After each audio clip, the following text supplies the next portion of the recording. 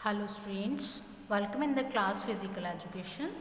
It's your ninth assignment of physical education game cricket. Question number 16. Mention any three instances when umpire calls for a no ball. हाँ जी, कौन कौन सी situations में umpire no ball declare करता है. No ball when the bowler comments some non legal action to ball. जब क्या है, जो बॉलर प्लेयर होता है, जो बॉलिंग कर रहा होता है, वो कुछ नॉन लीगल एक्शन परफॉर्म करता है, तब नो बॉल दी जाती है. कौन कौन सी सिचुएशंस में? फर्स्ट पॉइंट है when bowler crosses the popping and bowling crease during bowling. जब बॉलिंग करते समय बैट्समैन क्या है, पोपिंग क्रीज, उसका फ्रंट फुट है, पोपिंग क्रीज को क्रॉस कर जाता है, तब नो बॉल हो जाती है.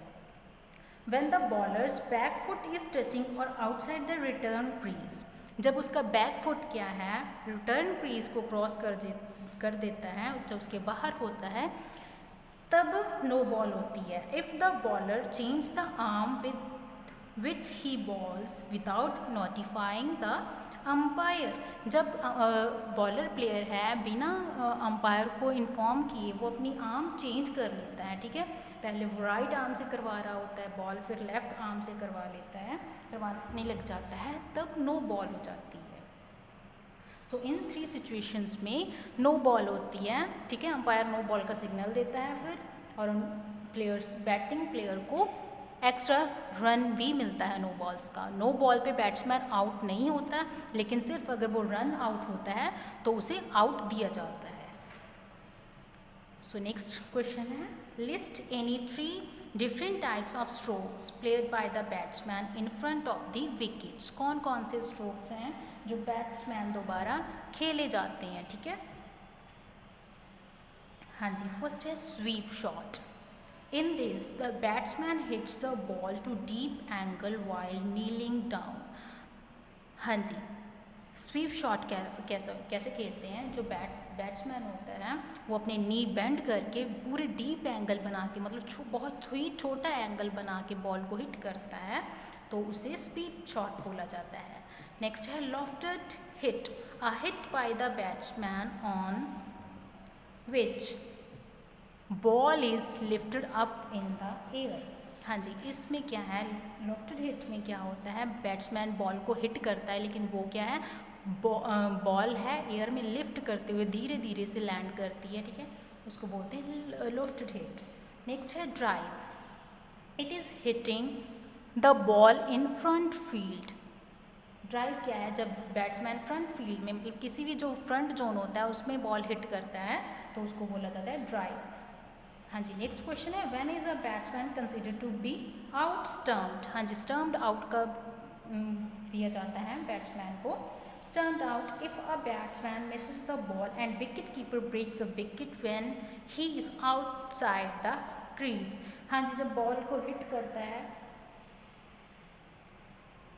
बैट्समैन, जब मिस कर देता है बॉल को, और विकेट कीपर के हाथों में बॉल चली जाती है, और शॉट खेलते समय वो अपनी क्रीज से बाहर होता है, पोपिंग क्रीज से बाहर होता है, तो विकेट कीपर उसकी विकेट को तोड़ देता है, तो उसको आउट स्टम्प्ड बोला जाता है. हाँ जी, नेक्स्ट असाइनमेंट में हमने पढ़ा था out bowled, means bowled out कैसे होता है, जब क्या बॉल बिना टच किए जाए उसकी विकेट को टोटली डिस्ट्रॉय कर देती है, बैट्समैन की विकेट को टोटली डिस्ट्रॉय कर देती है बॉल, तो उसे बॉल्ड आउट कहा जाता है. यहाँ पे स्टम्प्ड आउट है, बॉल मिस हुई बैट्समैन से, वो विकेट कीपर के हैंड्स में गई, और विकेट कीपर अगर स्टम्प्स को डिस्ट्रॉय करता है बॉल के साथ, और प्लेयर अपनी क्रीज से बाहर होता है, अगर वो अपनी क्रीज में है, विकेट कीपर ने विकेट टच की तो वो आउट नहीं है, लेकिन साथ ही अगर वो अपनी क्रीज से बाहर है और बॉल को वो टच करता है विकेट के साथ बॉल को, तो वो उसको आउट स्टम्प करार दिया जाता है, मीन्स आउट कर दिया जाता है. कौन सी टर्म्स के थ्रू? स्टम्प्ड आउट के थ्रू.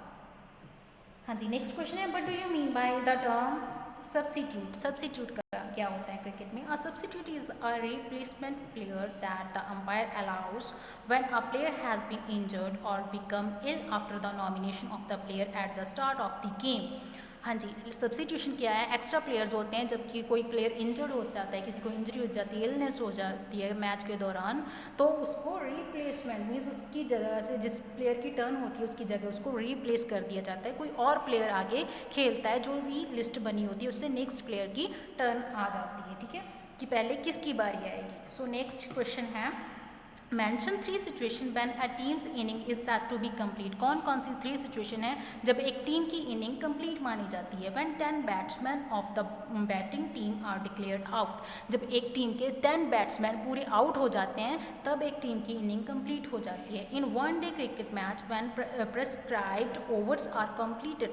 जो टर्म्स होती हैं मतलब ओवर्स की लिमिट होती है, 20 ओवर्स का मैच है, ठीक है, 50 का है मैच है, तो जब ओवर्स की लिमिट ओवर्स की जो लिमिट होती है वो कंप्लीट हो जाती है, मीन्स ओवर कंप्लीट हो जाते हैं, तब क्या है बैट्समैन की इनिंग कंप्लीट मानी जाती है। When the given target of runs is achieved by the batting side। हाँ जी, जब भी जो भी टारगेट उनको मिला होता है ना, 20 ओवर्स में जितना टारगेट बनाया हुआ है दूसरी टीम ने, तो उतना टारगेट टीम बना लेती है, तब क्या है उनकी इनिंग कंप्लीट हो जाती है।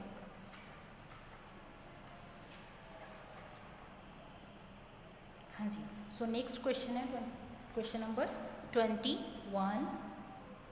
Identify the color of the cricket ball used in test and one-day matches. What is the reason behind using colored ball? हाँ जी, कौन कौन सी बॉल्स यूज़ होती हैं और क्या रीज़न है इनका यूज़ करने का, कौन कौन से कलर्स की बॉल्स क्यों यूज़ करते हैं। Colour of ball, test match में रेड बॉल यूज़ होती है, वनडे मैच में वाइट बॉल यूज़ होती है। रेड कलर बॉल क्यों यूज़ की जाती है। Red color ball retains its color till completion of 80 overs and the batsman can easily pick this ball in the test matches। हाँ जी, test matches में क्या है लंबे समय तक खेला जाता है, तो इसमें क्या है जो रेड बॉल है वो क्या है 80 ओवर्स तक वैसे ही बरकरार रह सकती है, मीन्स डिस्ट्रॉय जल्दी जल्दी नहीं होती, तो 80 ओवर तक जब हम उस एक बॉल के साथ खेल सकते हैं, तो इसीलिए रेड बॉल यहाँ पे यूज़ की जाती है टेस्ट मैचेस में कि वो बैट्समैन ईजीली उसको हिट कर सकता है।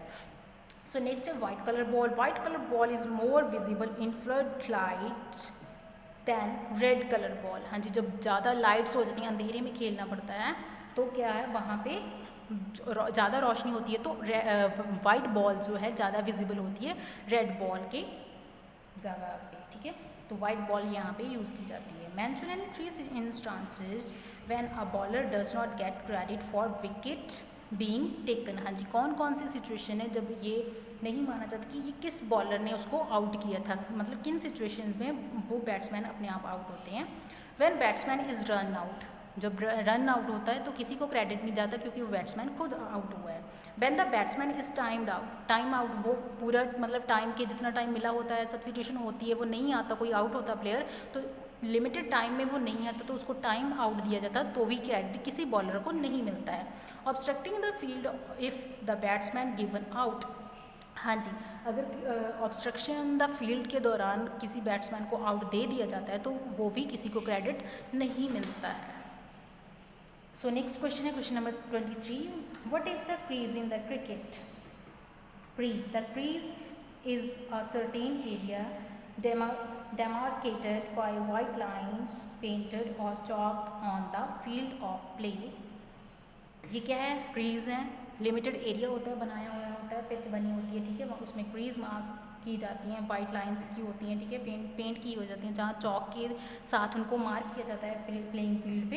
And pursuant to the rules of cricket they help determine legal play in different ways for the fielding and batting side. हाँ जी, दोनों साइड पे बनी होती है, बैटिंग साइड भी फील्डिंग साइड पे भी। तो ये क्या होता है कि अच्छी तरह से रूल रेगुलेशन बनाए होते हैं कि इसके अकॉर्डिंग ही खेलना है, तो रूल्स को फॉलो किया जाता है। दे define the area with in which the batsman and bowler operate. कहाँ तक बॉलिंग मतलब जो बॉलर हैं वो कैसे ऑपरेट कर सकते हैं, बैटिंग कैसे कर सकते हैं, ठीक है, ये सारी टर्म्स यहाँ पे एक्सप्लेन की होती हैं, उनके लिमिट्स रूल्स बनाए होते हैं, उसके अकॉर्डिंग प्लेयर खेलते हैं यहाँ पे। There are 4 crease called popping crease, bowling crease and 2 return crease. हाँ जी, 4 क्रीजेज होती हैं, popping crease, bowling crease and 2 return creases. Okay student, thank you so much।